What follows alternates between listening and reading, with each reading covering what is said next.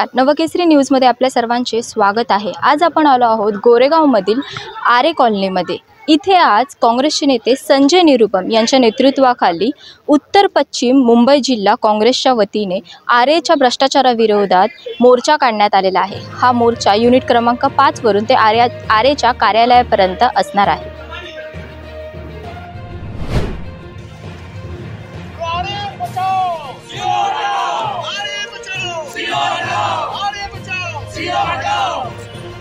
इथे आज काँग्रेसचे नेते संजय निरुपम यांच्या नेतृत्वाखाली उत्तर पश्चिम मुंबई जिल्हा काँग्रेसच्या वतीने आरेच्या भ्रष्टाचाराविरोधात मोर्चा काढण्यात आलेला आहे। हा मोर्चा युनिट क्रमांक 5 वरून ते आरेच्या कार्यालयापर्यंत असणार आहे। कांग्रेस पार्टी के सभी पदाधिकारी, इस इलाके के सभी हमारे नेतागण, ब्लॉक अध्यक्ष, महिला कांग्रेस की हमारी सारी बहनें, आदिवासी कांग्रेस के प्रमुख और इस इलाके में आरे को बहुत अच्छे ढंग से जो समझते हैं, ऐसे हमारे सुनील कुमरे जी, यहाँ पर उपस्थित सभी तबेले धारक, झोपड़पट्टी धारक, सभी दुकानदार, आरे के रहवासी भाई और बहनों, देखिए एक बात मैं साफ साफ कर दूं, जो अधिकारी जितना तोड़फोड़ करता है ना, वो आखिर में उतना ही तोड़ पानी करता है। जैसे ही अधिकारी आया और तोड़फोड़ शुरू किया, इसका मतलब आता तोड़ पानीची वेळ आलेली आहे। अच्छा, आज जो सीओ साहेब आहेत यांचा इतिहास तो एक जबरदस्त गौरवपूर्ण इतिहास आहे। कितने सीओ पकड़े गए? पिछली बार एक सीओ पकड़ा गया, बड़ा टाई वाई मार करके बड़ा स्टाइल में खड़ा रहता था हमारे सामने, राठौड़। जब रेड पड़ा तो उसके बेडरूम में, बाथरूम में, गच्ची पे यानी टेरेस पे पैसा मिला, बोरे में भरा हुआ। कितनी? 4 कोटी कैश। और जब पकड़े गए, धरे गए, तो मुंह छुपा करके, चादर से मुंह ओढ़ करके भागे थे वहां से। अगर ज्यादा बदमाशी की तो इनको भी ऐसे ही मुंह छुपा के भागना पड़ेगा एक दिन। और उसमें 31 करोड़ का घोटाला किया, ये हम नहीं बोल रहे हैं।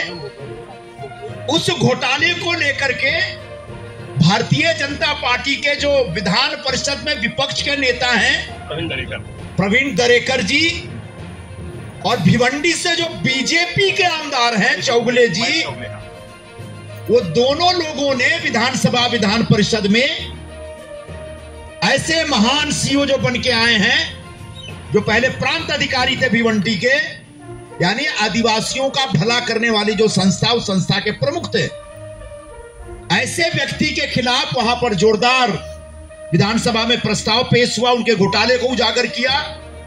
यही नहीं, उस समय जो दुग्ध विकास मंत्री थे यानी हमारे विखे पाटिल जी, जो अभी फिर से वो बीजेपी में चले गए हैं, विखे पाटिल जी ने इनको सस्पेंड किया।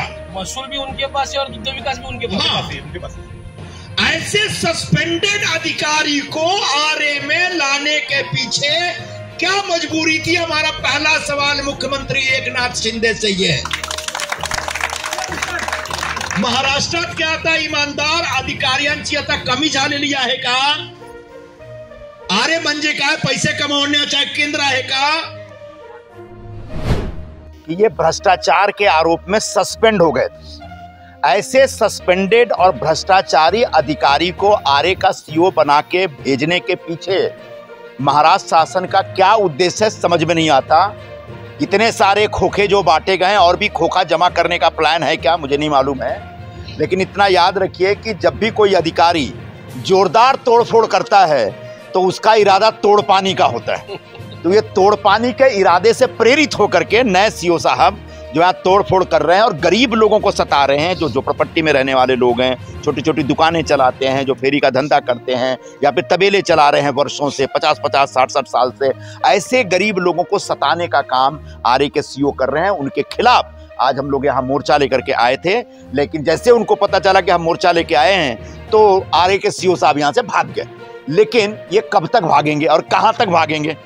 हमने इनके डिप्टी को बोला है कि आने वाले 2-3 दिनों में हम फिर आएंगे और डेलीगेशन लेके आएंगे, आपके साथ बैठेंगे, और जब तक हम लोगों का ये निवेदन पूरी तरह से सुन करके उस पर एक्शन नहीं होता, तब तक किसी प्रकार की कोई तोड़ कार्रवाई नहीं होनी चाहिए। जो दुकानें तोड़ी आपने वो 1988 और 85 की दुकानें हैं। तबेले तो 50 साल 60 साल पुराने हैं। झोपड़पट्टियां भी 80 और 85 की झोपड़पट्टियां हैं। 2011 तक के झोपड़ों को रेगुलर करने की बात शासन करती है और बाकायदा GR दिया हुआ है। तो ऐसे में एक अन्यायपूर्ण काम आरए के सीईओ की तरफ से चल रहा है। इसके खिलाफ आज हमारा आंदोलन था और ये आंदोलन तब तक जारी रहेगा जब तक ये तोड़ कार्रवाई खत्म नहीं होगी। एक दुकान जो यहाँ मेडिकल स्टोर था जो पूरे 24 घंटे खुला रहता था और कोरोना काल में जिसने आरए में रहने वाले तमाम लोगों की खूब सेवा की थी, उस मेडिकल स्टोर को भी तोड़ा गया। और अब आने वाले दिनों में अगर दवा के अभाव में आरए में किसी की जान जाती है तो उसके लिए जिम्मेदार अगर कोई होगा तो आरए के सीईओ होंगे और उनके ऊपर केस दर्ज कराया जाएगा।